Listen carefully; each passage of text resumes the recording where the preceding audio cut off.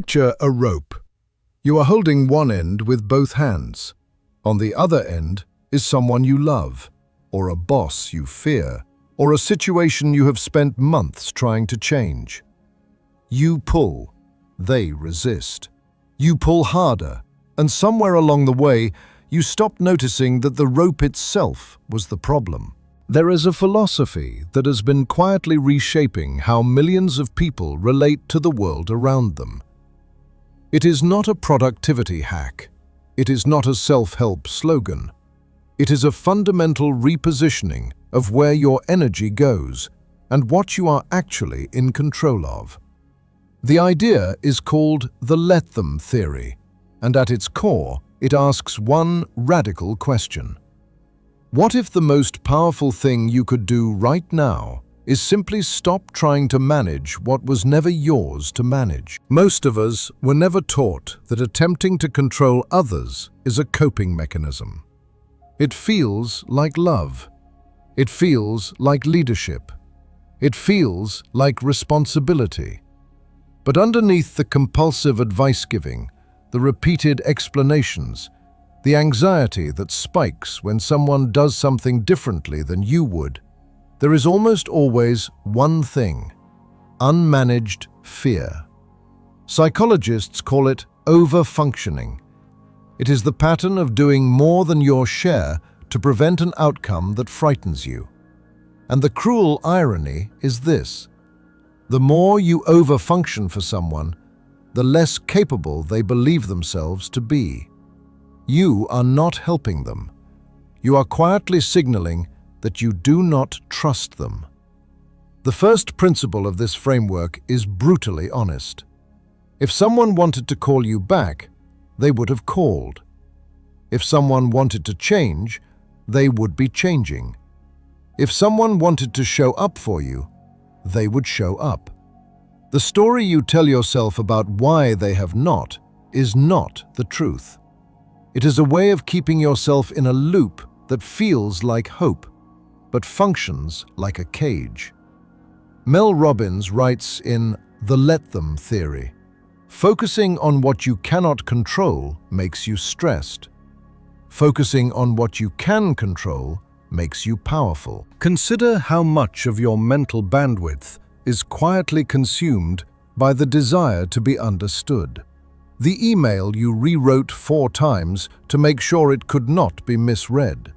The conversation you rehearsed in the shower. The grudge you carry because someone got the story wrong and told other people. There is a term for this: the reputation trap.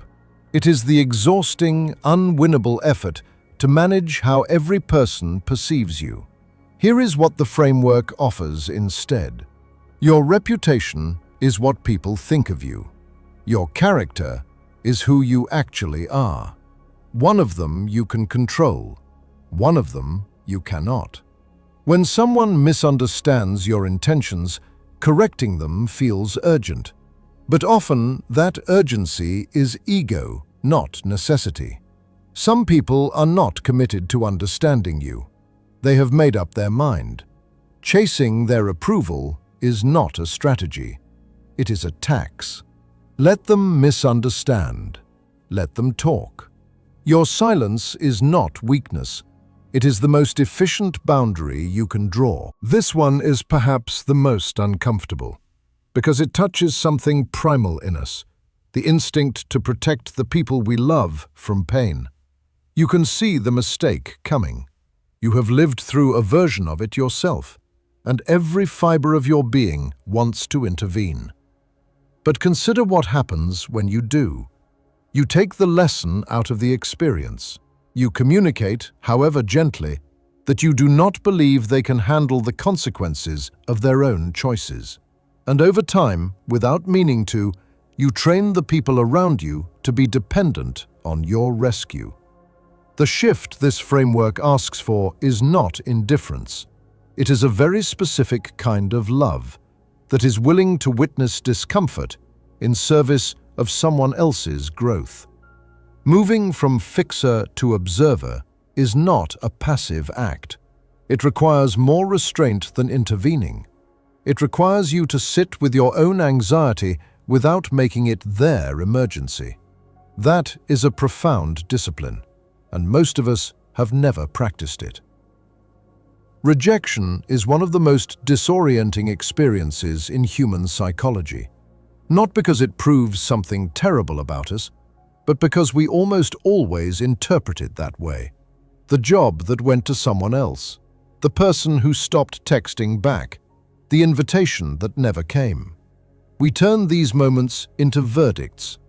As Robbins puts it, people's behavior tells you exactly how they feel about you. Your job is not to interpret it or second-guess it. Your job is to let people reveal who they are and accept it. Their choice is a map of them, not a mirror of you. The framework proposes something almost counterintuitive. Let them not pick you. Let them miss out. Because what they are passing on is not the full version of you. It is only the version they could see from where they were standing. The right fit, the right opportunity, the right relationship will not require you to shrink yourself into someone else's preference. There is a moment between a trigger and a reaction. It is brief. Most people have never noticed it exists. Neuroscience calls it the window of response selection. In practice, it is the space where your entire relationship with control is decided. The moment your sister says something dismissive at dinner, the moment your colleague takes credit for your idea in the meeting, the moment you read a text that makes your stomach drop, there is a fraction of a second where you have a choice, not about what happened, but about what you do next. The framework trains you to locate that window and widen it, not through suppression, not through pretending you are not affected, but through what might be called emotional sobriety, the ability to feel the full weight of a moment without being controlled by it. A simple phrase that serves as a reset. That is an interesting choice, said internally, not out loud.